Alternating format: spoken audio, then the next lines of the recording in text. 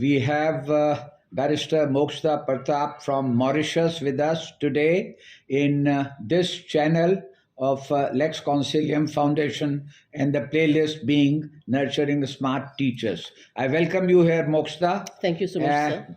This lecture today is Women and Criminal Law.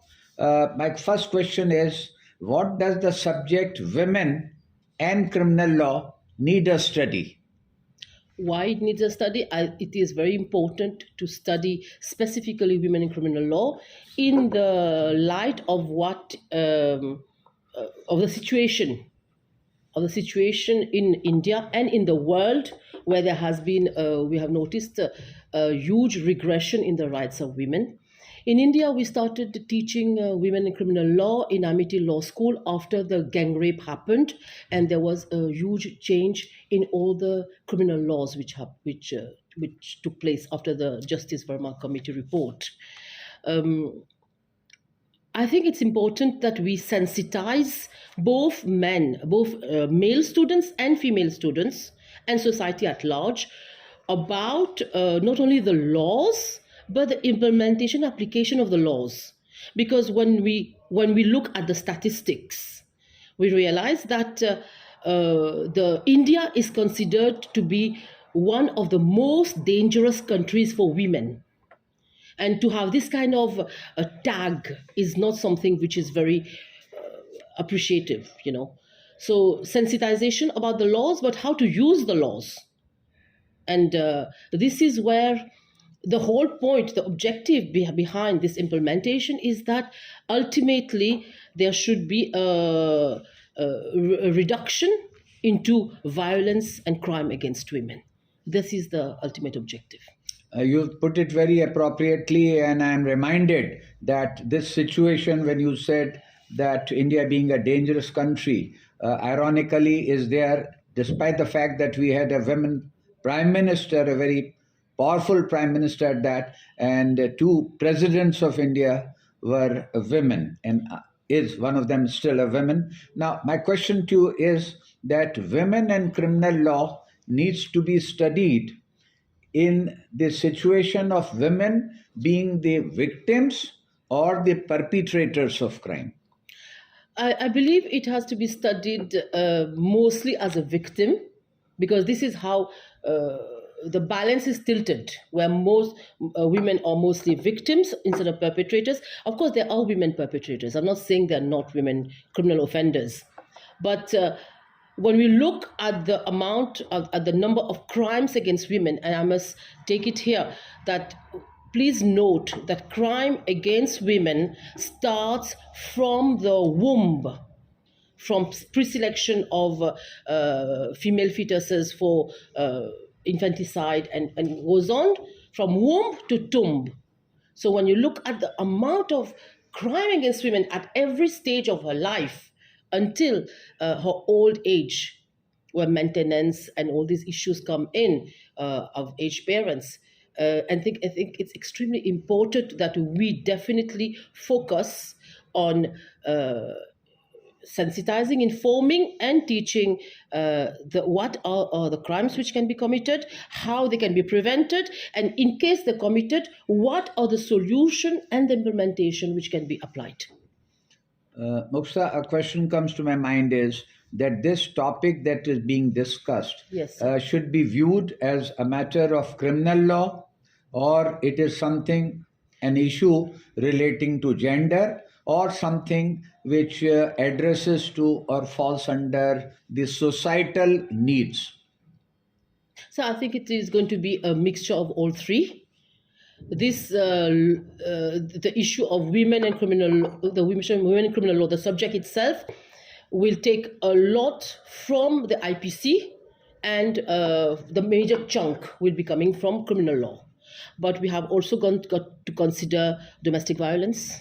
We have got to consider maintenance. So family law will be there. So there'll be societal issues when you consider dowry death, and you consider dowries. So it is the way I taught this subject for at least 3 to 4 years in Amity Law School. And it is a subject which actually is pluridisciplinary. It is also into law, but it's also a reflection on the society we live in India, and it's also a reflection on the psychology and the relationship between men and women and gender. So all this have to be taken in a holistic approach, has to be given to this three aspect: I think law, society, and gender and relationships. that you have clarified it beautifully, Mokshda. Now, I move next to the next question. How should this subject be taught? And what would you like to divide the various modules for this course on women and criminal law? Um, this is something, of course, depending on the school. What the way we taught it in the law school at that point in time was dividing this subject in more or less three parts. First part, we did talk about the general evolution of the situation of women in India and internationally. We did speak about the feminist movement. We spoke about because see, crime against women is also linked to the approach or the way women position is perceived in a society. If today we are witnessing a lot of crime, different types of crime against women, especially when you look at online crime against women, which is really on an exponential increase, then you realize that it is important to understand how society has been evolving, and with COVID also, and so when we so one third is the feminist movement, the way the society is evolving. Then the major chunk is going to be the specific modules. Like I said, for me, the tagline has been always from womb to tomb. So look at every single crime, from sex selection to infancy, to teasing, outraging modesty, when a woman in marriage, before marriage, during marriage, domestic violence, dowry in the marriage, post-dowry, and then going on to old age, harassment at work, sexual harassment, and coming down to maltreatment of parents in old age. So when you look at it, the whole spectrum of crime against women, then you're going to be assessing, taking each legislation with the landmark judgments, with the analysis of where is the law progressing, is the law protecting, and is the law effective? And then finally finish on what I think it was very successful, what this thing which I had done with the students in their dissertation, in their projects they had to do for this subject. I had asked them to work on women in criminal law in their state. So people from Assam had presented something about women in Assam and criminal violence, women in criminal law in their state. Other one from Punjab, and this was something which really added value to the students themselves by doing this work, and then added value for them to know their own state and understand the cultural dynamics and the crimes which are committed. And I had so many students coming to really say, ma'am, thank you so much, because I know more about my state, I know more about my culture, my region, thanks to this project. So I think this kind of the projects are extremely important when you do this subject, because then the student is really interested in the subject. And I believe that it should not be an elective subject. It should be one of the compulsory subjects to be taught. Thank you. That is something quite profound and clear, justified, as you have so indicated. I would also like to know your views, your recommendation, that at what stage, and by stage I mean say something like year or semester of a 5-year program or a 3-year program, should this subject be taught? Should it be offered?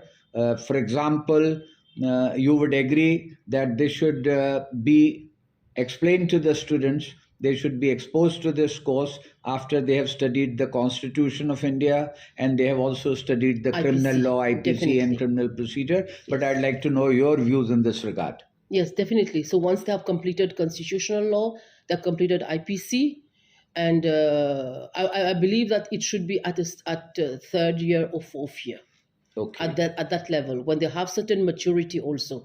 I forgot one thing to add also. When we do the syllabus, please also add the international component.